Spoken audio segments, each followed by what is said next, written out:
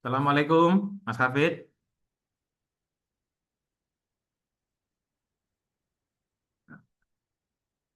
Maaf ya, tadi habis makan. Makan mie ayam. Sudah makan, Mas Hafid? Sudah makan siang? Mas Abim juga ini. Maaf ya. Lanjut aja, biar nggak lama-lama.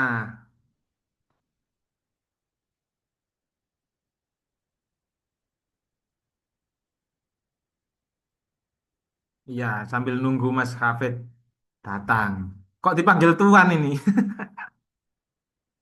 Iya. Kemarin masih ingat ya kita bahas tentang GTM, Grammar Translation Method ya. Yang tua sekali itu, jadi pakai vocabulary, pakai sama grammar kayak past tense, present tense, terus dilanjutkan dengan Gowin the series method. Ya, ini Gowin ini uh, foundernya, apa pionirnya direct method. Ya, dia langsung ke lapangan gitu, terus langsung mengobservasi ponakannya yang umur 3 tahun kok cepet bisa bahasa asing. Dia meniru itu dengan pola tapi ya, polanya yang kayak ini kemarin.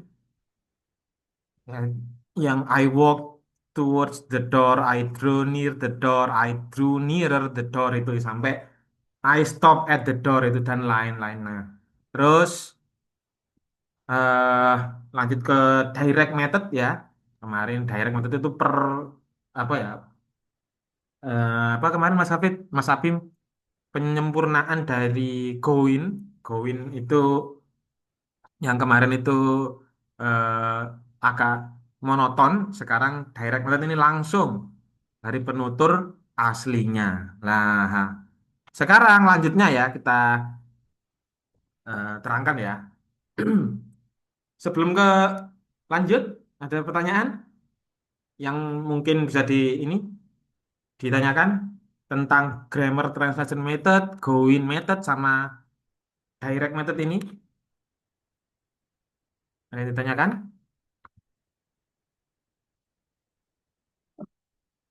Halo, aman ya?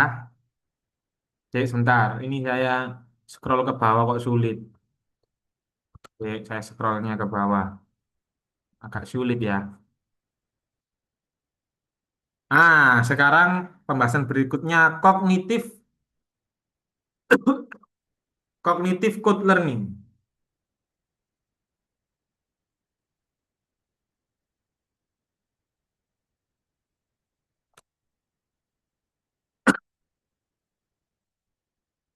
Apa itu cognitive code learning? Setelah direct method, kita bahas cognitive code learning. Jadi cognitive code learning ini muncul sebagai reaksi ya terhadap metodologi sebelumnya. Loh, metodologi sebelumnya kok ALM ini? ALM ya, audiolingual. Oh, ini saya kayaknya keskip kayaknya. Sebentar, sebentar, sebentar. Ini audiolingual. Kita masuk ke audiolingual. Ini sudah apa belum ini audiolingual ini? Halo? Coba sih WA-nya teman-teman. Audiolingual belum. Oh, iya, oke, oke.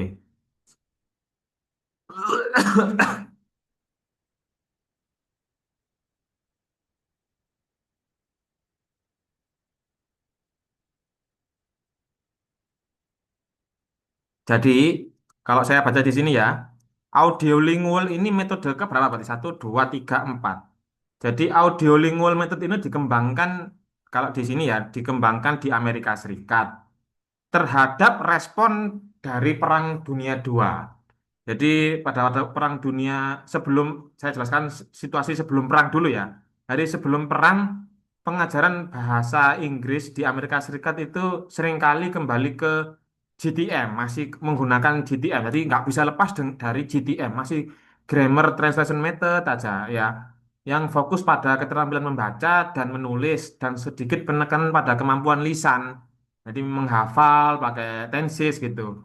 Lah, ketika Perang Dunia II, pas waktu dunia dunia dia, jadi menciptakan kebutuhan yang mendesak, tidak hanya kebutuhan ekonomi, ya, ternyata bahasa juga wajib dikuasai karena ini bagi personel militer untuk bisa menguasai berbagai bahasa. Contohnya kan dulu kan mungkin ya sekutu dan musuhnya yang tidak sekutu kayak non Amerika yang Perang Dunia II itu kita juga harus mahir karena itu masalah kode. Jadi kelahiran program audiolingual ini mendorong dibentuknya program intensif khusus kalau di sini lihat di sini ya intensif kelas intensif khusus yang dikenal sebagai Army Specialized Training Program. Ini Army Specialist ASTP ini singkatan ASTP. Di, apa atau dijuluki juga dengan the Army Method. Nah, ini Army Method. Nah, jadi apa ini Army Method? Jadi Army Method ini ASTP atau ASTP ini menjadi dasar bagi metode audiolingual ini. Jadi fokusnya itu pada keterampilan mendengar, mendengar aja sama berbicara oral, tidak menulis dan membaca, tapi fokus mendengar dan berbicara. Aural, aural atau itu mendengar, kalau oral itu berbicara. Ciri-cirinya di sini saya dijelaskan. Satu, ya fokusnya itu pada keterampilan lisan ya, fokus ke berbicara. Terus pola latihannya itu ada di drill, ada drillnya diulang-ulang, pattern di sini ada pattern drills melalui pengulangan dialog, nah, di habit jadi kayak habit begitu. Terus ada banyak latihan percakapan. Makanya kalau kita beli buku di buku-buku klasik kuno itu biasanya itu ada ngedrillnya speaking satu, speaking dua, dan sampai sekarang pasti how are you, I'm fine, good morning begitu. Ya, jadi ini menolak intinya itu menolak grammar explanation dan menolak grammar translation. Jadi singkatnya metode audiolingual di sini itu fokusnya pada sebuah pembelajaran bahasa secara intensif dengan meniru cara memperoleh bahasa pertama dengan cara fokus ke audio dan pendengaran dan berbicara lisan oral. Begitu ya. Itu. Itu intinya ALM. Jangan banyak-banyak, nanti waktunya habis. Langsung aja fokus ke yang code code learning ini. Cognitive code learning, cognitive code learning. Kalau ada pertanyaan langsung aja di kolom chat ya, teman-teman ya. Sekarang cognitive code learning, apa tuh metode pembelajaran cognitive code learning? Jadi cognitive eh, code learning ini saya suka karena ini Chomsky Revolution. Kamu belum pernah dengar Chomsky ya? Itu orang keren banget itu ya. Jadi latar belakangnya kognitif ini memang ya dia itu didasari oleh audiolingual method tadi yang di atas. Jadi yang menekankan pada bentuk permukaan hafalan itu tidak ada. Jadi pergeseran fokus pada metode ini dipicu oleh revolusi Chomsky. Chomsky Revolution ini ngomongnya dia. Dan dalam linguistik dari bergeser ke struktur mendalam. Jadi awalnya itu kan ini ya hanya grammar translation method ya, terus pengulangan, terus hafalan, ya behaviorisme lah, diulang-ulang kayak yang saya cerita dulu yang tentang anjing dengan belnya itu. Kalau sekarang Chomsky linguistik ini fokus ke struktur yang mendalam dalam bahasa yang bersifat aturan, ada aturan-aturan. Jadi intinya metode ini didukung oleh beberapa, kalau di sini saya baca didukung oleh beberapa ini ya tokoh seperti John B. Carroll. Ini ada kata ada John B. Carroll ya masuk ke kognitif berpendapat bahwa beliaunya berpendapat bahwa anak-anak atau pelajar harus secara sadar mengakuisisi sistem aturan bahasa, angel bahasa ini. Tapi intinya seperti itu dah. Jadi metode ini tuh merupakan gabungan dari teknik pengulangan atau apa, drilling ya dari audiolingual tadi itu ALM dengan dosis penjelasan tata bahasa yang di yang agak berat sedikit ya yang ditemukan dalam GTM. Jadi ini tuh kombinasi antaranya audiolingual dan grammar explanation. Jadi ternyata tidak bisa kita hanya mengulang-mengulang tanpa ada makna di situ. Chomsky bilang begitu. Harus ada unsur kognitif. Kognitif itu pemikiran ya, otak kita yang bekerja biar lebih cepat memahaminya. Jadi dia itu juga di drill, juga dijelaskan. Jadi dasar teorinya itu menggabungan dari dua itu. Jadi namanya cognitive code learning. Tuh ya. Jadi kesimpulannya itu ya itulah secara ringkas penggabungan antara audiolingual dengan grammar translation method. Sekarang apa ini? Designer method of speech. Oh, tahun 1970. Sebentar saya lihat itu dulu. 1970. Ada pertanyaan? Mas Afif, Mas Abim, paham ya? Jadi diingat-ingat ada GTM, ada tadi itu ada apa? Audiolingual method, ada cognitive code learning. Yang terakhir ini tadi itu cognitive code learning. Kalau sekarang designer method, ya designer method of the Spirited 1970. Mungkin metode tahun ini, kalau saya lihat, tahun ini mungkin dianggap penting ya dalam sejarah pengajaran bahasa modern karena ada dua alasan. Yang pertama, mungkin pertumbuhan ilmu bahasa kedua, Second Language Acquisition (SLA). Ini sering dibahas di orang linguistik. Itu riset tentang linguistik itu semakin marak ya sama psikolinguistik karena dipicu oleh tadi itu Chomsky, ya Chomsky itu yang memicu. Jadi awalnya itu bahasa itu cuman satu aja rumpunnya. Ketika ada Chomsky, mulai ada disiplin ilmu sendiri. Jadi ada linguistik sendiri. Ini tahun 1970 menurutnya bukunya ini. Ya, ya tentang ilmu bagaimana orang belajar bahasa kedua di dalam dan di luar kelas itu semakin meningkat lah intinya begitu. Nah, makanya dia di sini itu penting. Lah munculnya desainer ini, the designer method ini itu eh, menindaklanjuti riset-riset pengalaman pengalaman riset orang orang pada abad 1970. Ya, pionir seperti Chomsky tadi itu menjadikan riset di metode ini tuh sangat inovatif dan banyak. Makanya metode ini dinamakan metode designer, designer method karena dirancang secara unik dan seringkali dipasarkan oleh para penggagasnya, ya diterapkan oleh penggagasnya dan diklaim sebagai pengaplikasian terbaru dan paling hebat lah, paling terkini lah di dalam dunia pembelajaran bahasa.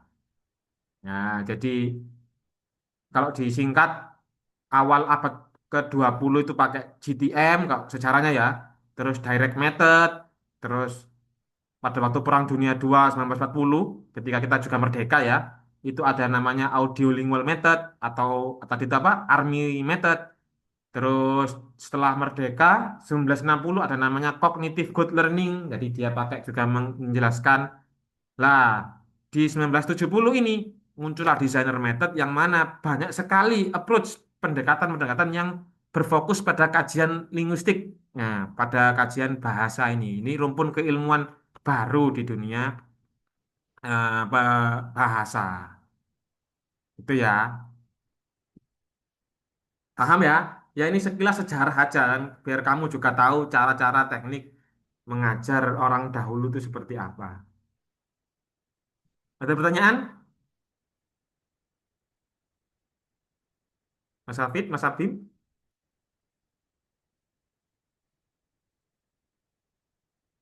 Ada ya, aman ya. Ada yang tanya ini, kolom komentar.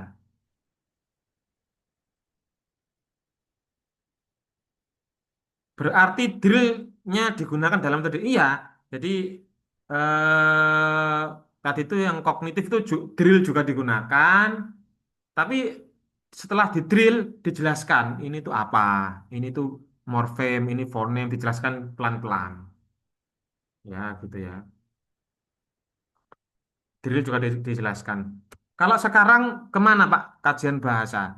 Kalau sekarang itu karena teman-teman anak muda ini suka game, kayaknya yang paling terkini itu fokus ke game, pembelajaran bahasa melalui game, melalui digital technology.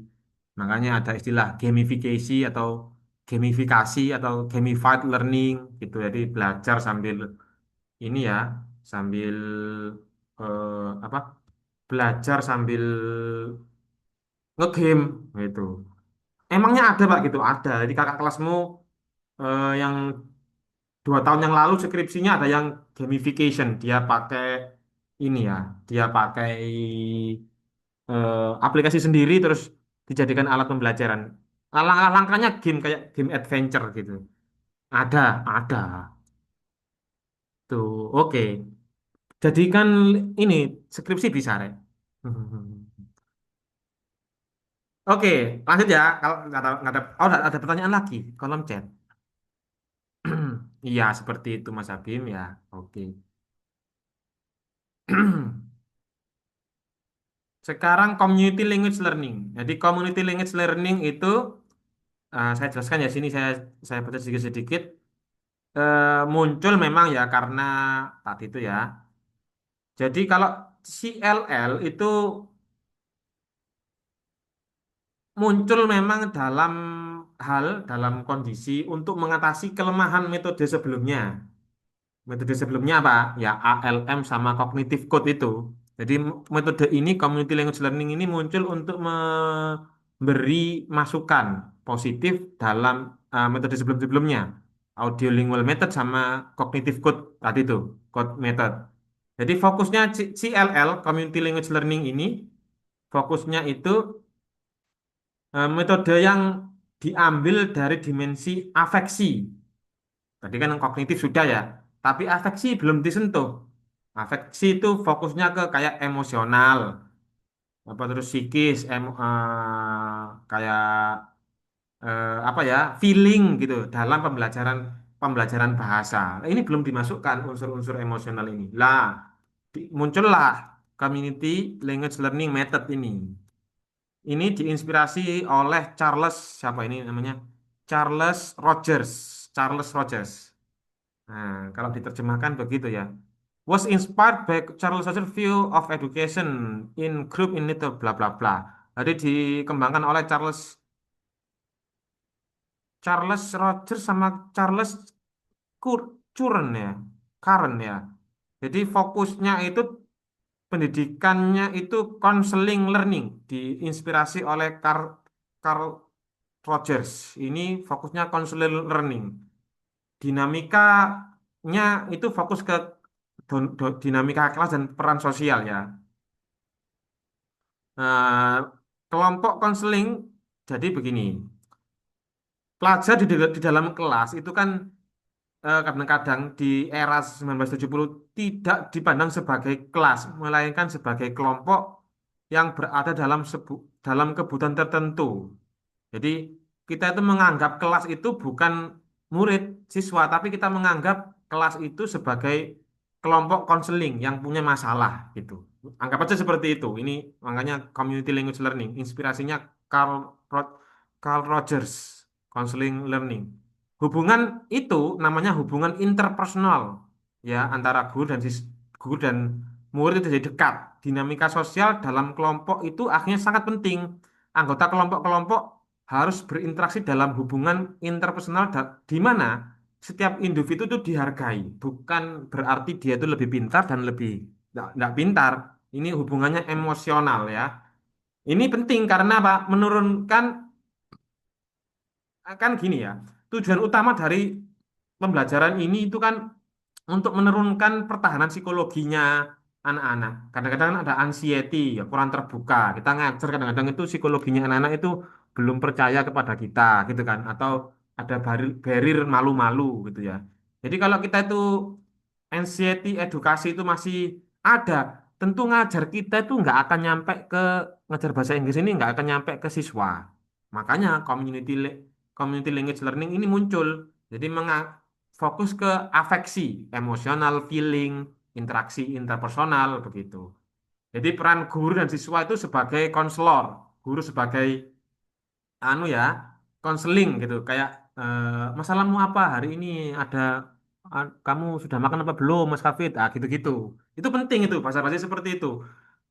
Intinya apa? Biar tidak ada ancaman antaranya guru dengan siswa.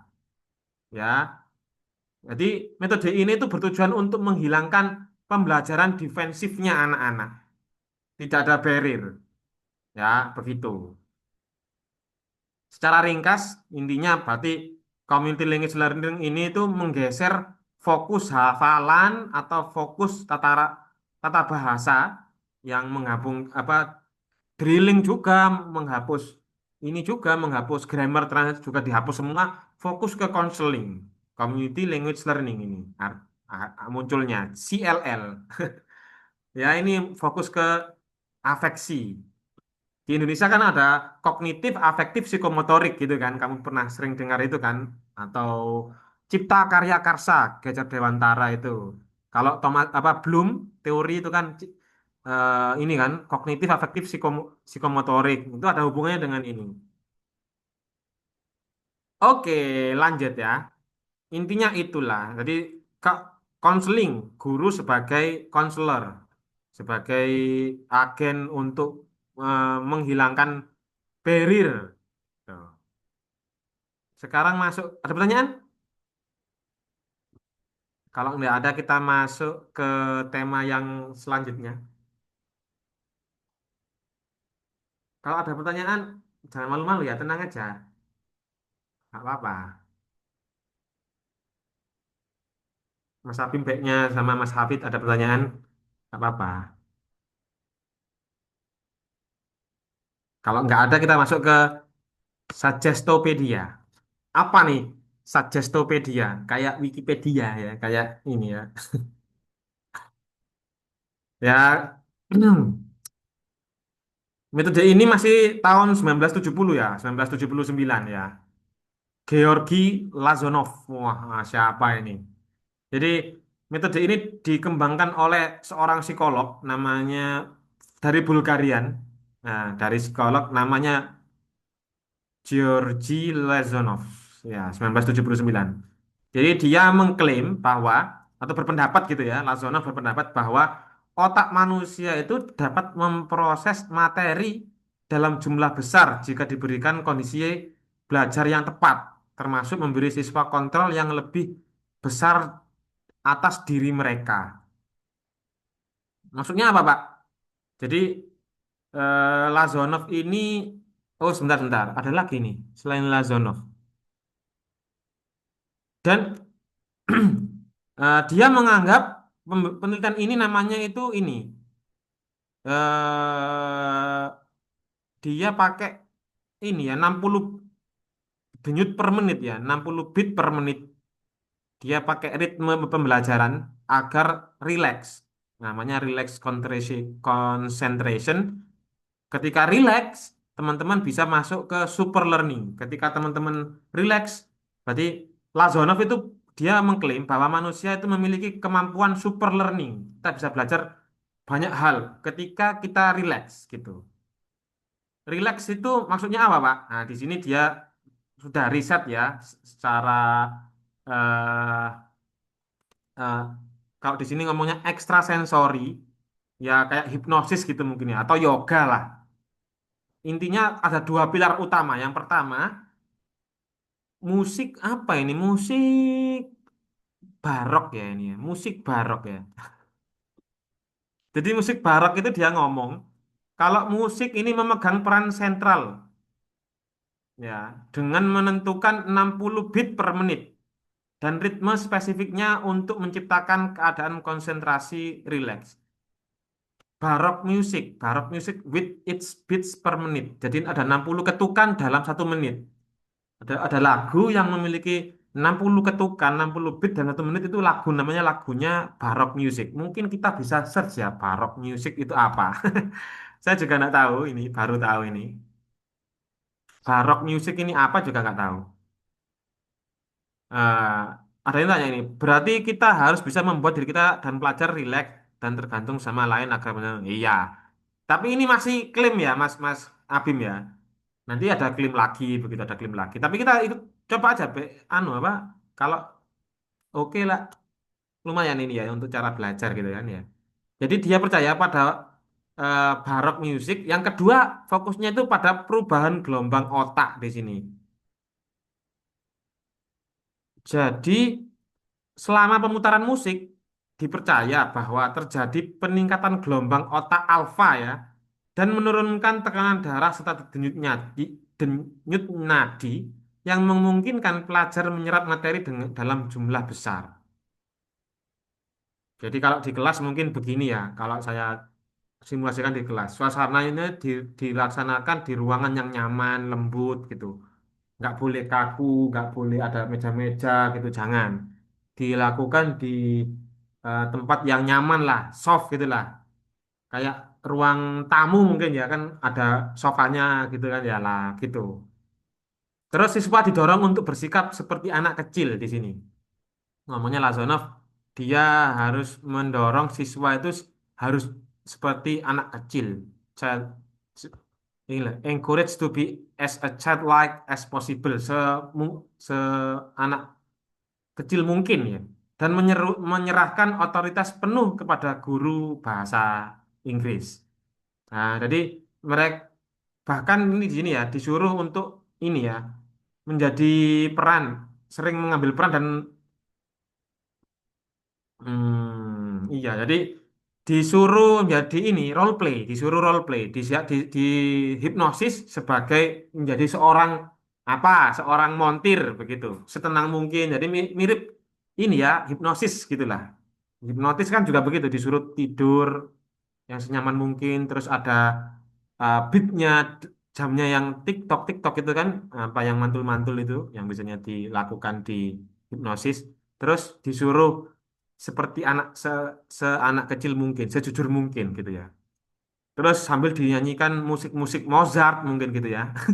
Terus kalau yang saya bayangkan ini, terus gurunya itu mulai nggak boleh ngomong kasar seperti kita gini, seperti saya gini. Jadi ngomongnya itu harus halus gitu. Yang bisa menghipnosis ini Pak Irfan ini. Dia pernah ikut kelas hipnosis ya. Senyaman mungkin lah. Itu namanya Suggestopedia. Nah, begitu. Ya, intinya seperti itu. Nah, intinya hipnosis menggunakan musik, terus menggunakan ketukan agar lebih fokus ke mendalami.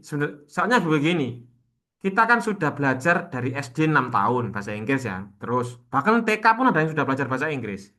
Terus SMP 3 tahun, SMA 3 tahun, 12 tahun belajar ini. Ya, tapi kok belum bisa-bisa. Nah, jangan-jangan ini tuh kita tuh sudah punya, tapi kita hanya mengeluarkan saja, dikeluarkan aja lewat psikologi, lewat apa? Istilahnya itu ini ya, lebih inilah, lebih mengarah ke hipnosis lah, begitu. Lanjut ya, ada pertanyaan? Ada yang komen itu kayaknya. Apaan nih? Sebentar.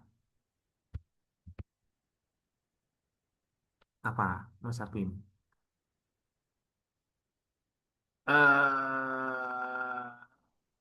Masuk akal Pak, semakin rileks semakin lancar. Gelombang penerima lebih lancar informasi dengan tenang. Iya betul, jadi lebih tenang. Terus apa ini? Tidak terjadi keguncangan terhadap tidak kenyamanan atas pembelajaran. Jadi kemungkinan pelajar lebih percaya, iya. Jadi nyaman itu ya sama. Niatnya itu untuk menurunkan defensif sistem kita. Kita kan mudah tidak percaya ya kepada orang ya. Kadang-kadang kan kalau guru itu kan bukan keluarga kita lah. Defense mechanism itu akhirnya membentuk pola pembelajaran yang agak rumit. Nah, untuk itu untuk menurunkan defense mechanism itu kita tidurnya santai gitu ya, terus dengarkan musik, beatnya itu yang slow, terus sugestinya itu lebih baik lagi gitu, akan lebih nyaman. Banyak sekali ini, banyak sekali ya metode-metode pembelajaran itu ya. Kita cukup tahu gitu aja. Sekarang ke yang lainnya ada ini Silent Way, ini sudah 1980 ya. Ini agak berbeda dengan tadi itu. Jadi Silent Way itu lebih condong ke kognitif lagi ya. Tapi fokus kognitifnya ke arah problem solving. Kalau sekarang kan PBL, problem based learning gitu ya, istilahnya atau PJBL, project based learning. Fokus ke permasalahan. Yang mendirikan ini yang awalnya itu namanya Caleb Getegiono ini. Apa ini bacanya ini? Caleb Gate Gatekno. Gatekno. Kayak orang Jawa ini ya. Namanya ngomongnya itu fokusnya itu ke humanistic approach di sini, humanistic approach. Ya, silent way ini, Gategono. Fok- Tapi intinya itu fokusnya bukan ke humanistik ya. Jadi pendekatan fokusnya itu ke problem solving approach. Nah, fokusnya itu ke problem solving approach. Jadi prinsipnya ini silent way ini kalau saya baca sebentar ini ya, seorang guru itu harus menemukan atau menciptakan ya, menciptakan aturan atau materi yang tidak mengingat dan tidak boleh menghafal.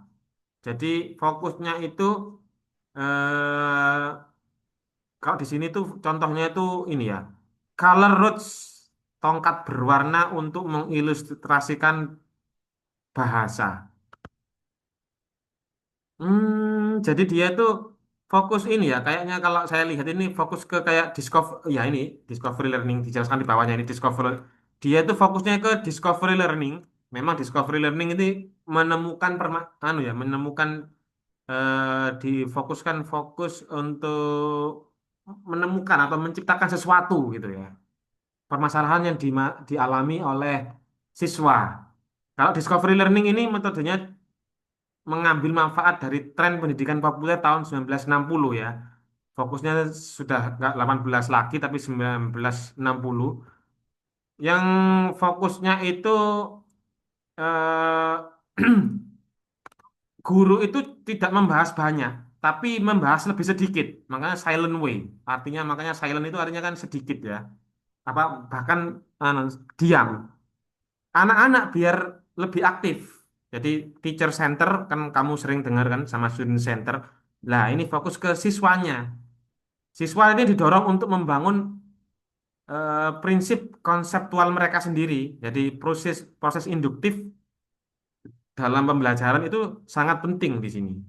Jadi anak-anak disuruh mencari sendiri, memecahkan masalah sendiri, menemukan sendiri. Guru hanya memberi arahan-arahan saja. Gitu. Itu namanya silent way.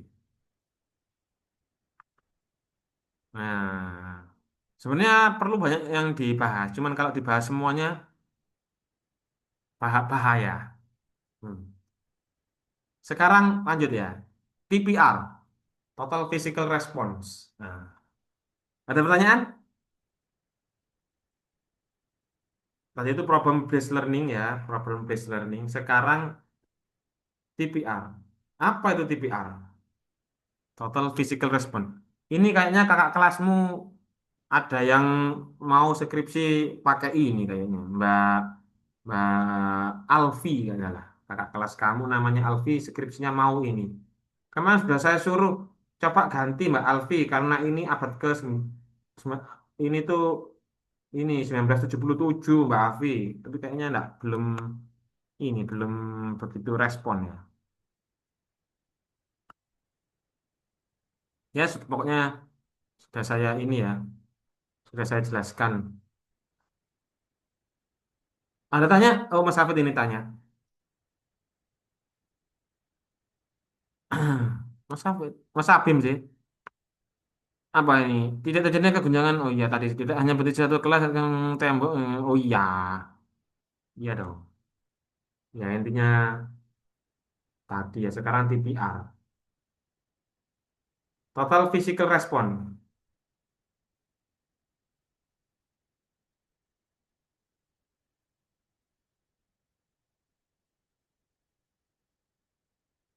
Apa itu Total Physical Response? Di sini ada namanya James Asher. Ya, pengembang pengembangnya Total Physical Response dia itu James Asher. Ya. Jadi total physical response itu berarti kalau diterjemahkan dalam bahasa Indonesia itu artinya apa ya? Ya tanggapan fisik secara total. Apa itu jam measure? Kok jam measure? Apa itu TPR? Ya kalau saya baca di sini memanfaatkan hubungan antara bahasa dengan aktivitas fisik untuk memfasilitasi pembelajaran. Tadi itu kan kamu kan sudah tahu kognitif. Kognitif itu berhubungan dengan otak, memori gitu kan. Terus afektif berhubungan dengan emosi, feeling dan lain-lain dan konseling tadi. Sekarang TPR ini fokus ke psikomotorik, kegiatan aktivitas secara fisik. Ya, ini secara fisik, ya fisik itu apa ya? Ya kayak game tadi itu yang game mindah-mindah kartu, mindah-mindah balon, pokoknya game lah ada fisik, aktivitas fisik itu namanya total physical response. Jadi TPR ini mengklaim bahwa memori ditingkatkan ketika memori kita itu bekerja, kecerdasan kita bekerja ketika distimulasi melalui aktivitas motorik. Ide ini sebenarnya dikembang karena ini developer ya, bukan pionir, dikembangkan dari Gowin. Gowin yang tadi itu yang dulu itu kita bahas, Gowin method. Gowin itu kan merancang series method ya, yang tadi itu yang diulang-ulang berdasarkan premis bahwa bahasa lebih mudah dipelajari jika dikaitkan dengan serangkai tindakan. Ya, mirip direct method. Ketika kita buka pintu, kita ngomong open the door. Ingin makan, let's eat together. Misalkan begitu. Ada kegiatannya. Ada ininya, ada eh, langkah apa istilahnya itu kegiatan fisiknya. Prinsipnya pokoknya eh, kan kalau anak-anak belajar bahasa itu kan dia itu kan juga lebih cepat paham, tidak hanya teks ya, dia juga pakai ini belajar, ayo ambil piringnya sambil nunjuk gitu kan, apa orang tuanya nunjuk piring, oh ini tuh namanya piring begitu. Jadi ada kegiatan seperti nggak hanya afektif psikomotorik tapi juga nggak hanya afektif sama kognitif kognitif sama afektif aja tapi psikomotorik juga penting. Dan hal ini sudah dilakukan oleh, ditemukan oleh ini ya, belum ya, sama Gajah Dewantara itu Cipta Karya Karsa itu. Nah, ininya TPR itu kegiatan fisik. Oke. Ya ini biar tahu sejarah aja, jangan banyak-banyak. Nanti baca satu-satu eh, capek. Yang penting tahu gitu aja. Kalau kamu, oh TPR, pernah dengar Pak Ikil dulu yang bahas. Oh, direct method. Oh, GTM. Hmm, biar tahu gitu aja. Pertanyaan, kita ke natural natural approach ya. Apaan itu natural approach? Mau mati 1 menit lagi. Nanti kalau 1 menit lagi habis, kita buka lagi ya. Kita anu lagi, kelas lagi. Ada pertanyaan? Halo? Oh ada ini, kayaknya ada yang ngechat. Mas Abim. Apa nih Mas Abim? Oh baik Pak. Oh iya, tak pikir tanya. Rek, kamu ini ya, Mas Abim buka, oh, kamu bisa buka Zoom kan? Bisa ya? Pak Iklim minta tolong nanti Pak Ikil yang diundang. Soalnya Pak Ikil kalau yang buka Zoom lagi, terus eh, share link lagi itu nunggu 10 menit kelamaan. Kalau Mas Abim yang apa ngundang kan enak, nanti langsung bisa Zoom-nya bisa langsung di ini, bisa langsung dinyalakan. Oke Mas Abim ya, kamu buka Zoom terus new meeting gitu ya. Mm-mm. Minta tolong Pak Iklil buka Zoom terus new meeting terus Pak Iqbal diundang linknya juga kasih Mas Hafid. Mas Hafid kok keluar ini